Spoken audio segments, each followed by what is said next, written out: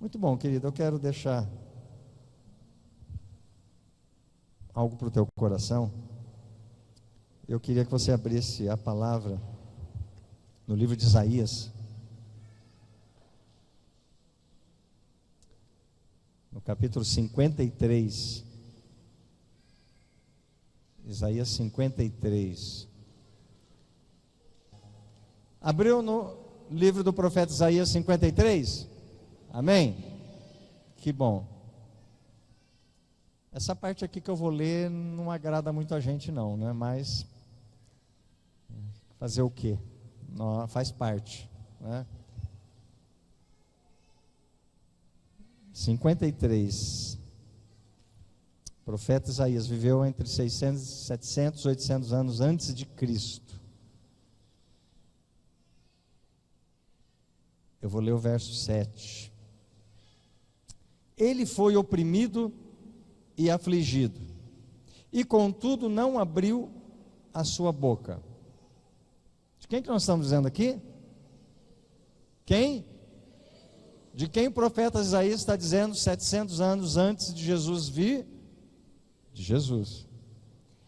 Ele foi oprimido, ele foi afligido, e contudo, apesar de tudo isso, não abriu a sua boca. Uau, pastor, difícil. Como um cordeiro foi levado para o matadouro, e como uma ovelha que diante de seus tosqueadores fica calada, ele não abriu a sua boca. Pai, é a tua palavra, Senhor. Nos constrangemos nessa noite só de ler este texto. Nos sentimos constrangidos ao ler, Jesus, como o Senhor viveu nesses momentos tão cruciais da sua vida. Como o Senhor nos ensina a viver em momentos importantes e decisivos da nossa vida. Senhor, obrigado porque isso foi profetizado muitos séculos antes do Senhor vir a essa terra como homem. E tudo o que foi dito se cumpriu. Então, nós temos a plena confiança que Tu és o Deus que se fez homem, o Deus que era, o Deus que é e o Deus que será eternamente. Nós Te louvamos e precisamos compreender um pouco mais. Então pedimos que a Tua unção venha nesse momento trazer-nos a revelação. Não queremos apenas, Senhor, informação que gera conhecimento, mas, Senhor, nós precisamos da revelação dessa palavra que gera transformação.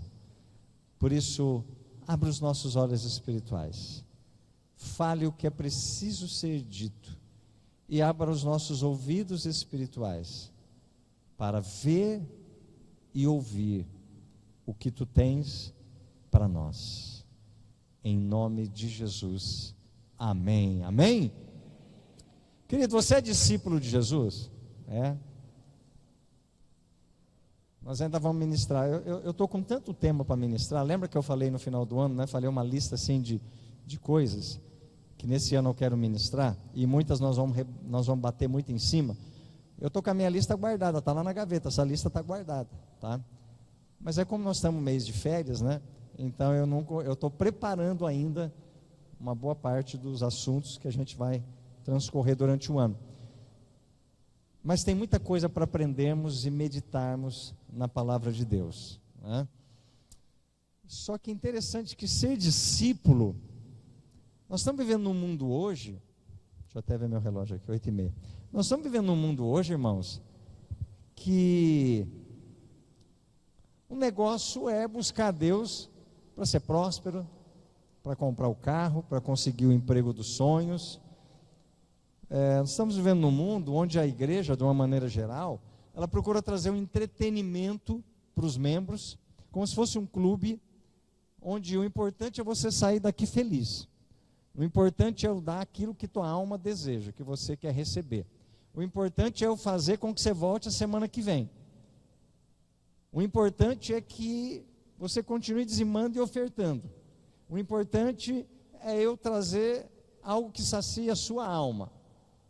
Mas hoje nós vemos que nas igrejas, de uma maneira geral, não só no Brasil, mas vamos colocar principalmente no Brasil, você não ouve muito mais pregação de arrependimento, de confissão de pecado, de passar pelo sofrimento, de passar pelo deserto, de ser provado, de ser tentado, de ser discípulo, de ser filho, de paternidade, do que é ser paternidade.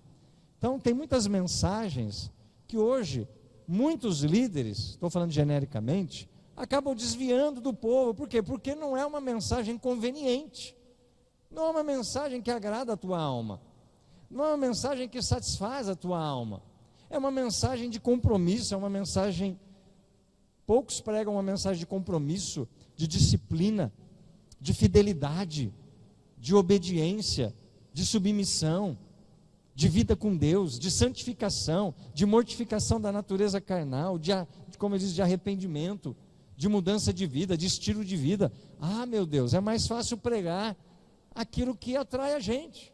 É mais fácil falar de algo que, como se fosse um stand-up aqui, eu vou falar algo e você só vai dar risada. E você vai ficar feliz, você vai vibrar, e você vai pular, e eu vou te trazer alguma coisa, né? Você aqui não vai ser um púlpito, vai ser um palco, um auditório, e eu vou fazer algumas estripulias aqui, como bobo da corte. O importante é fazer o rei feliz, o importante é fazer o povo feliz. Vamos dar o que o povo quer. Quando o povo pediu um rei, Samuel disse: Senhor, Samuel foi o último juiz de Israel, e o povo diz: nós queremos um rei, nós queremos um rei. Os povos pagãos, os ímpios têm um rei, nós queremos um rei. E aí Deus diz: calma, filho, não se ofenda, o problema não é com você, o problema é comigo. Eles não estão te rejeitando. Teve a época dos 13 juízes de Israel, que julgaram a nação, que cuidaram da nação, não tinha rei ainda. Eles não estão rejeitando vocês, líderes, mas o que o texto bíblico diz? Eles estão me rejeitando. Dá o que eles querem. O que eles querem? Falou o profeta. O profeta disse: Senhor, eles querem um rei. E o Senhor disse: dá o rei para eles. Israel teve muitos problemas com reis ímpios e maus, reis que não seguiram o Senhor, porque no fundo o desejo do coração do povo não era que Deus continuasse governando o povo queria ser governado por um homem. E muitos homens que entraram no governo real não agiram de acordo com a vontade de Deus. E Salomão fala que quando o ímpio governa o povo geme. Mas quando o justo governa o povo, se alegra. Então é muito perigoso dar para as pessoas aquilo que elas querem. E Deus disse: dá o que eles querem. Eles não querem eu governando sobre eles. Eles querem um rei. O rei muitas vezes oprime. O rei muitas vezes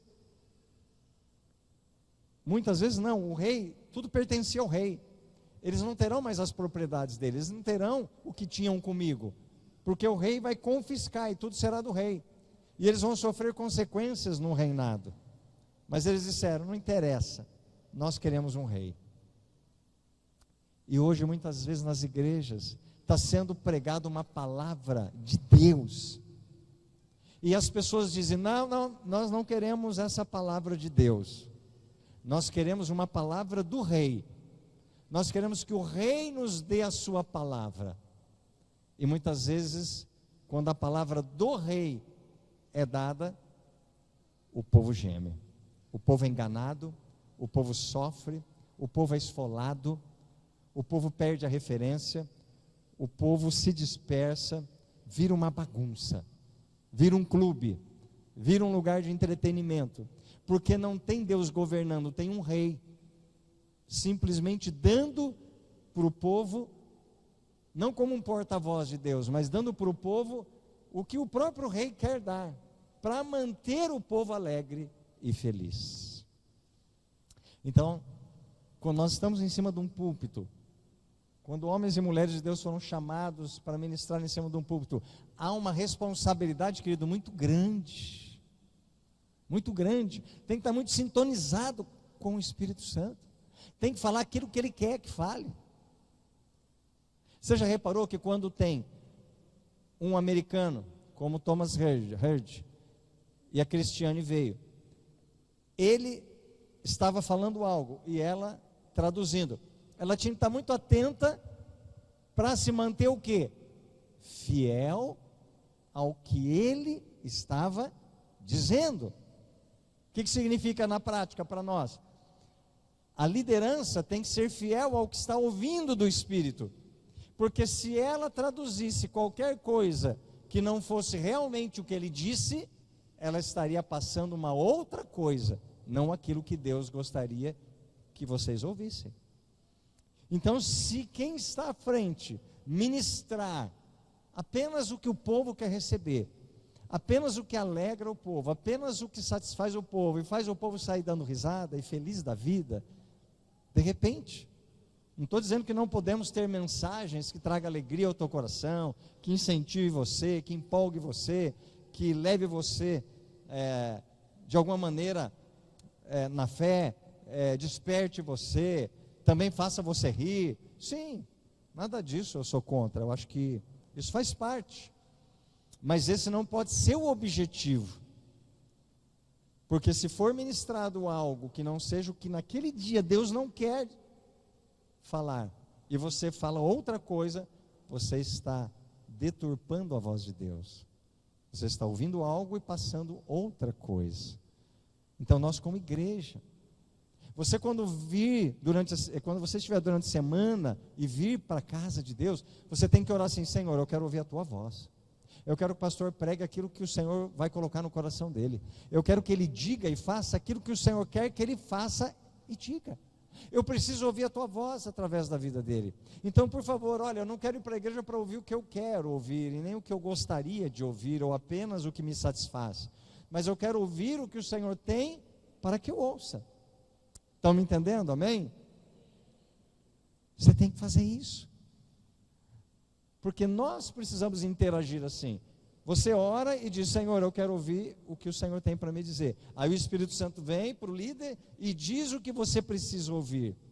E nessa relação, Deus está governando. E o homem aqui, ele é apenas um instrumento para trazer algo para o teu coração, mas que veio de Deus. Amém, queridos? Então é assim que o reino de Deus tem que funcionar. O que passar disso é dano, é perigo. Porque para o teu filho, você não dá só o que traz alegria para ele, você dá o que ele precisa. Você abraça, você faz ele feliz, você brinca com ele, mas nem sempre você vai dar tudo aquilo que ele quer, mas você vai dar, muitas vezes, o que ele precisa. Amém? Então vamos lá. Nesse texto, Jesus ele foi oprimido, Jesus ele foi afligido, contudo não abriu a sua boca. Você já reparou que Jesus, no ministério dele, multidões seguiam Jesus, por causa das curas, dos milagres, do sobrenatural, e as pessoas se apertavam para chegar perto dele, as pessoas desejavam estar perto dele, porque sentiam a presença de Deus. Então Jesus, nos últimos 3 anos, do início do seu ministério até a sua crucificação, um pouco antes, ele se viu sempre rodeado de pessoas, algumas interesseiras, outras apenas porque queriam a cura, outras porque amavam ele mesmo, outras porque criam que ele era o Senhor e Salvador, outras porque eram discípulos mesmo, outras porque eram curiosos e queriam ver o que ia dar nisso, quem era esse homem. outros porque os religiosos queriam perseguir e achar alguma falha dele na lei para poder condená-lo. Então, tinha gente de toda a espécie acompanhando e seguindo Jesus, mas nem todos eram discípulos. Então, ser discípulo é uma responsabilidade muito grande. Eu tenho que seguir como o mestre seguiu, eu tenho que ser como ele foi, eu tenho que viver como ele viveu. Isso é um desafio para nós diário, não é fácil. E dentro dessa passagem que Jesus foi afligido, ali naquele período da sua crucificação, oprimido e afligido. Você já foi oprimido e afligido? Ah, pastor, já fui pelo diabo, muitas vezes já fui oprimido e afligido. Ah, nossa, pelo homem também, fui oprimido e afligido.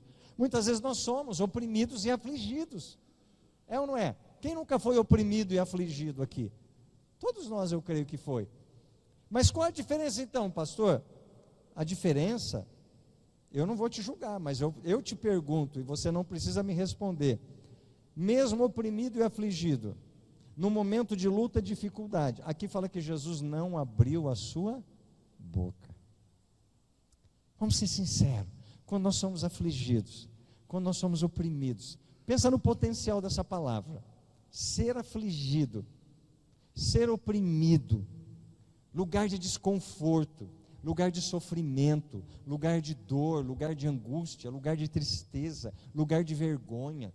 Jesus foi humilhado, socaram a cara dele, diríamos na versão atual hoje, puxaram da sua barba, a Bíblia diz, bateram nele, surraram ele,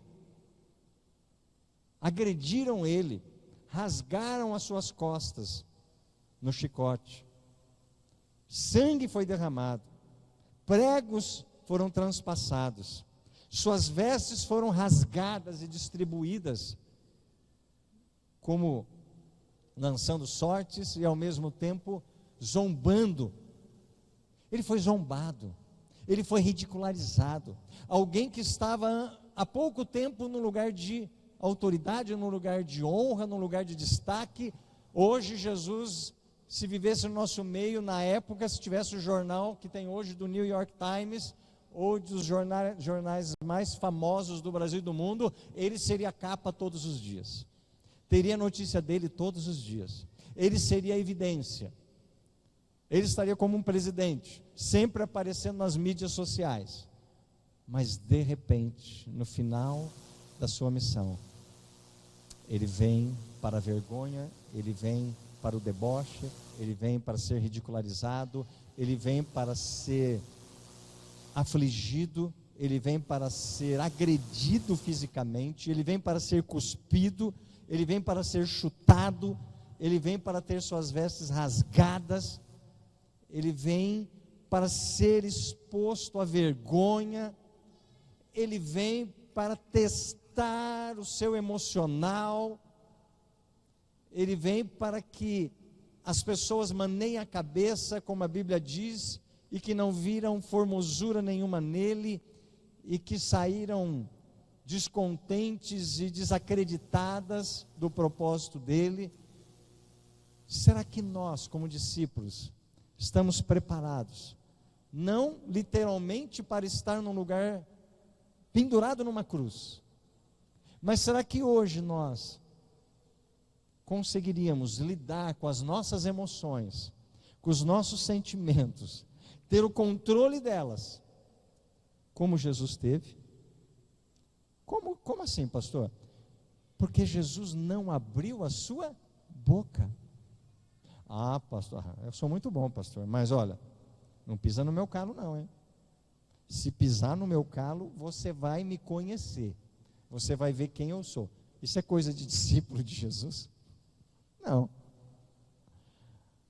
Ah, caminha 2 milhas com ele, caminhou uma, caminha mais, tomou a túnica, dá a capa também, apanhou de um lado, oferece a outra face. Ah, pastor, eu não tenho sangue de barata, não dá. Não, mas ninguém mandou você ter sangue de barata, você tem que ter o sangue de Cristo, amém? Não é ter sangue de barata, é ter o sangue de Cristo, é diferente. Ai, pastor, mas na prática, esse negócio de ser afligido, de ser oprimido e ainda não abrir a boca. Ah, não dá, eu não aguento. Meu temperamento. Pastor, sobe um sangue, sobe assim, ó, vai subindo. Ah, não dá. Será que nós passamos 1/10 do que Jesus passou com aquelas pessoas, com os religiosos da época, toda hora cutucando ele? Sabe aquela pessoa que te cutuca todo dia? Sabe aquela pessoa que quer testar o teu emocional todo dia? Seja da família, quando você encontra, seja do emprego, seja na igreja, né? Aí você fala assim, ai meu Deus, já vem aquela lixa na minha vida, meu Deus, aquela pessoa é uma lixa na minha vida. Quando chega perto, ai meu Deus, meu temperamento me ajuda, não vai ser fácil, eu acho que eu vou escorregar.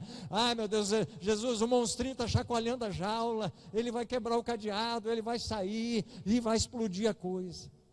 Você tem um monstrinho dentro de você, eu já te falei isso. Tua natureza carnal. Quando você anda no espírito, o cadeado está trancando ele dentro da jaula. Mas tem hora que o desgraçado, né, que é a nossa natureza carnal, tem uma, é Misha que fala, né? Aquela pecinha que os chaveiros sabem que vai lá, mexe e destranca. E o desgraçado vai tentar lá destrancar o cadeado e abrir, ou então arrombar, porque ele quer sair.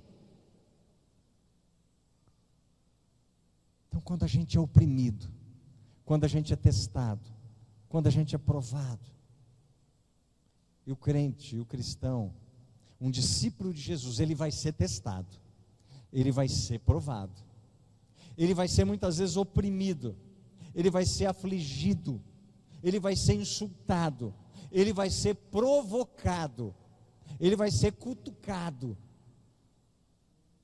Fizeram isso com Jesus. Vamos ver se ele reage. Pá! Na cara dele. Vamos ver se ele reage. Puxa o cabelo dele. Vamos ver se ele reage. Pega um caniço e bate com espinho nessa parte frágil aqui. Dá na cabeça dele. Chuta ele. Dá chicoteia ele. Empurra ele. Mete o pé. Dá bastante nele. Ah, ele não vai ser esse cordeiro não. Ele vai reagir. Alguma coisa vai sair da boca dele que a gente vai falar, tá vendo? Não era tudo isso. Eu vou falar uma coisa para você. O diabo, ele vai tentar todo dia fazer o que ele fez com Jesus. Ele vai tentar provocar você. Ele quer fazer com que você reaja de uma forma que ao invés de glorificar Deus, você envergonhe o reino de Deus. Ele vai tentar fazer que aquele monstrinho que está dentro de você, que é a tua natureza, aflore. Então ele vai tentar não apenas oprimir e afligir você, e muitas vezes ele vai conseguir usando pessoas assim, ou o próprio inferno.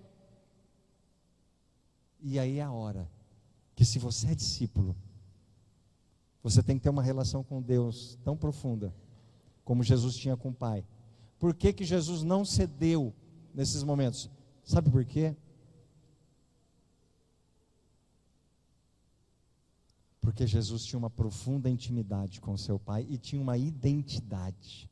Ele sabia quem ele era. Tanto é que lá na cruz ele fala, Pai, perdoa, porque eles não sabem o que eles estão fazendo. E quando Jesus vai para a cruz, não vamos ler um texto aqui, ele fala para os discípulos, olha, eu vou passar por isso, vou me entregar, eu vou apanhar, eu vou sofrer, eu vou morrer, mas depois, ao terceiro dia, eu vou ressuscitar. Os discípulos falam, não, Senhor, não é para isso não. Que isso? Vamos deixar acontecer isso não. Não, o Senhor vai lá reinar, vai governar literalmente, fisicamente, vai tirar a gente do jugo do Império Romano, e nós vamos reinar. E Jesus diz, não é nada disso não. E até os discípulos não entenderam o que Jesus estava cumprindo através das profecias. E Pedro, que era o cara que disse que jamais ia negar, morria junto, é o que primeiro negou. E a maioria dos discípulos fugiu. Largaram o mestre na mão. Então, querido, ser discípulo é muitas vezes ser oprimido, afligido, ser injustiçado. Contudo, não abrir a sua boca. Sabe qual é o nosso problema? A gente quer mostrar que está certo. A gente quer defender. Nós queremos argumentar, provando os nossos direitos. Nós entramos numa discussão, perdemos tempo nisso, brigamos com as pessoas para mostrar, está vendo? Eu estava certo. Não, queridos, tem momentos que é melhor você ficar quieto. Tem momentos que você não precisa provar nada para ninguém. Faz só como Jesus. Jesus não se defendeu. Olha, você é isso, você está dizendo. Tu o dizes, você mesmo está dizendo. Jesus não montou uma tese, Jesus não foi um advogado naquele momento e fez uma brilhante defesa. Tentou provar para as pessoas, para os fariseus, para os romanos, quem ele era. Que era injusto ele ser condenado. Não. Ele sabia o propósito de vida dele. Ah, mas e as emoções de Jesus? Será que eu e você, passando por tudo que ele passou, de um lugar, de um dia para a noite, de reconhecimento, de honra, de autoridade, ser humilhado ao ponto extremo, como é que você acha que ele gerenciou as suas emoções? Será que nós teríamos essa capacidade de gerenciar as nossas emoções? A palavra diz que Jesus poderia ter dado uma ordem aos anjos, só uma miríade de anjos. Por favor, chega, para mim deu, basta. Clamado ao Pai, um anjo já destrói a terra. Imagina uma miríade. Não ia sobrar nada. Jesus não se valeu dos seus direitos de filho de Deus, mas o segredo aqui foi que ele não abriu a sua boca. Que ele tem momentos que precisamos ficar calados. É melhor não brigar. É melhor não tentar provar que você está certo. Entrega para o Senhor. Ele sabe. Ele sabe. Deixa ele agir. Deus fala, agindo eu, quem impedirá? Foi levado para o matadouro, e como uma ovelha que diante dos seus tosqueadores ficou calada, ele não abriu a sua boca. Então ali no seu julgamento, nos vários julgamentos que Jesus passou, tanto pelos romanos, pelos judeus, ele foi como uma ovelha indo para uma sentença de morte, diante dos seus inimigos acusadores. E ele não argumentou defesa nenhuma. Ele ficou quieto. Ele sabia o propósito dele. Então, olha a figura, olha a comparação. Como um cordeiro, um matadouro. Os seus acusadores, aqueles que colocaram a mão nele, os seus tosqueadores.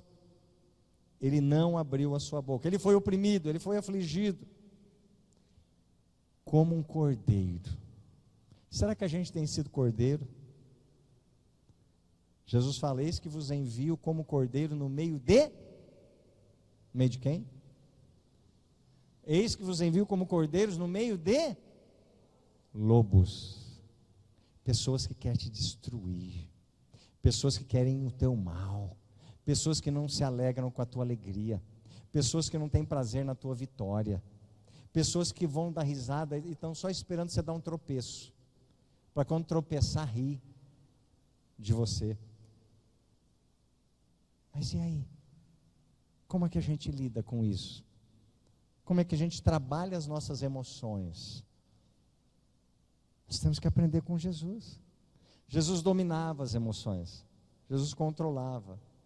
Só teve um momento que ele explodiu, mas ainda assim, ele tinha fundamento. Foi quando ele viu a casa do pai dele sendo feita uma casa de negócios, para a gente ganhar dinheiro em cima do reino e do sacrifício. Mas ainda assim, nesse momento, ele precisou fazer aquilo. Então, será que nós estamos olhando para o sacrifício, olhando pelo caminho que Jesus passou, se colocando como um cordeiro, que não abriu a sua boca, que foi oprimido, que foi afligido, que foi levado para o matadouro, que foi acusado, que foi sentenciado injustamente, que foi condenado, que foi tosqueado, que foi pendurado na cruz, se não foi nu completamente, foi quase nu, que foi envergonhado, e acima de tudo, não abriu a sua boca. Olha quantas coisas nós extraímos aqui em poucos minutos, para a gente passar pelo menos uma semana, dizendo assim: meu Deus, eu tenho que ser um cordeiro. Como é que eu vou ser um cordeiro? Será que a gente tem sido lobo? Lobo tem bastante por aí. Ah, pastor, eu não sou cordeiro não, hein? Esse negócio de cordeiro, eu sou bode. É diferente. Eu sou cabra. Cabra macho. Cabra age diferente de cordeiro, viu? Você vai estudar, pesquisar, você vai ver que cabra tem um tipo de comportamento totalmente diferente. Arredio, rebelde, sai dando coice, sai dando chifrada, rebenta a cerca. Cabra é cabra. Tu é cabra ou tu é cordeiro? Se tu é cordeiro, você aguenta a afronta, você aguenta a injustiça, você aguenta a pressão, você aguenta tudo.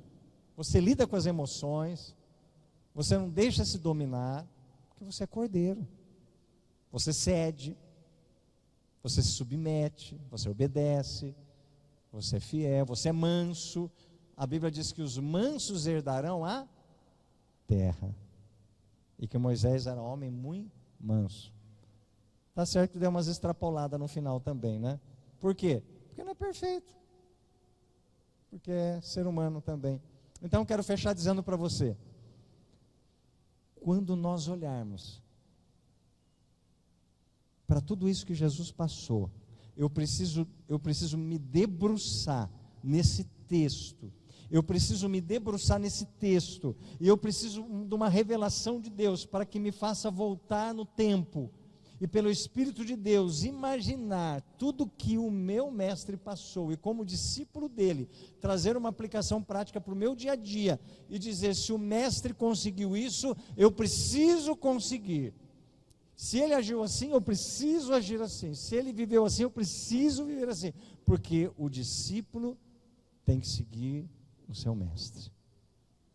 E Jesus disse que o discípulo não é melhor do que o mestre. O mestre passou isso, ele vai passar também. O mestre foi desprezado, você também vai ser. O mestre foi caluniado, você também vai ser. O mestre foi rejeitado, você também vai ser como discípulo. Ah, o mestre foi zombado, foi criticado, foi tantas coisas, você também vai ser. Foi odiado, você também vai ser. Não receberam a palavra dele, também muitos não vão receber a tua. Não compreenderam ele, também não vão compreender muitos você. Mas vou continuar sendo discípulo. Então, que você possa se debruçar. E a palavra-chave ao se debruçar é: Senhor, por favor, eu preciso ter uma revelação ainda maior no meu dia a dia desse texto, de como o Senhor vivenciou esse momento. Porque quando eu for oprimido, porque quando eu for afligido, eu não posso abrir minha boca. Eu tenho que ser um cordeiro, Jesus. Você tem que orar sim, querido, no texto. Porque mesmo que eu estiver sabendo que estão armando para mim, estão me levando para o matadouro. Ah, meu Deus, eu tenho que ser como uma ovelha, diante daqueles que vão me acusar. Eu tenho que ficar quieto. Eu não posso abrir minha boca. Mulher é uma bênção, né? Tem hora assim que ela fala, e a tua vontade é de... Eu vou fazer minha tese, minha defesa agora. Ela vai se arrepender de ter falado tudo isso para mim. Naquele momento você lembra de Jesus? Não, agora não, vou ficar quieto. Não. Tá bom, amor, depois a gente conversa. Não, querida, você está nervosa. Calma, bebe uma água com açúcar lá. Daqui a pouco, daqui a meia hora, ó, eu vou orar um pouquinho, a gente volta a conversar daqui a pouquinho, tá bom? Tá. É assim que muitas vezes o homem faz? É ele? Não, né? Ô amada, eu posso orar por você agora ou não? Joga um chocolate para ela, faz ela entrar na jaula de novo, né? Aperta o controle remoto e a tranca vai aquela cela automática assim. Quando ela voltar ao normal, eu volto lá, né? Vou ver como é que ela está. O lobisomem já vai voltar daqui a pouco. Não, querido, você não é superior a ela, nem ela é superior a você. A questão é como você vai lidar. Por que Jesus venceu? Porque Jesus soube lidar com as adversidades, com os problemas, com os conflitos, com os momentos de tensão, que Augusto Cury fala tanto isso. Não fala nos 10 segundos de tensão, senão você vai falar besteira, depois vai dar um trabalho. Tem aqueles 10 minutos assim que você... 9, 8, 7, 6. Quando você chega no 1, você faz... Aí você faz assim, ó. Ela está no teu cangote fungando assim, olhando para você. Aí você fala: amor, está aí ainda? Vamos retomar nossa conversa, amém? Às vezes é preciso fazer isso. Está no trânsito, deu aquele desequilíbrio. Eu falei para virar aqui, eu não sei o que. Amor, você está certo, eu errei, desculpa, foi mal. Tá bom? Aí a mulher fala: não, eu sabia que eu estava certo. Mas homem é pior, né? Homem também dá uma dessas também. Então, irmã, quando teu marido estiver num momento assim, não muito bom, tenha sabedoria, né? Saiba o momento de conversar, de falar. Espera o momento certo. Se é com ela também, lida com jeito. Não tenta provar ali, não tenta gritar. Vamos ver quem grita mais alto, vamos ver quem manda, vamos ver quem quebra mais coisa hoje, tá bom? Vamos ver quantas cadeiras vai voar hoje. Vamos ver quem vai arrebentar mais aqui. Vamos ver quem intimida quem aqui. Não. Isso não é cordeiro. Isso não é ser manso. Isso não abriu uma boca, isso abriu uma garganta do diabo. É outra coisa. Amém? Então olha para Jesus. Pastor, mas é justiça. Não posso ficar calado. Você pode até falar alguma coisa, mas vai orar no mínimo 3 dias. Depois Deus vai te mandar, ou vai te orientar o que você vai falar e como você vai falar. Tá bom? Segue aqui, ó, que Jesus falou: Senhor, me ajude a dominar as minhas emoções, os meus sentimentos. Você recebe essa palavra? Amém.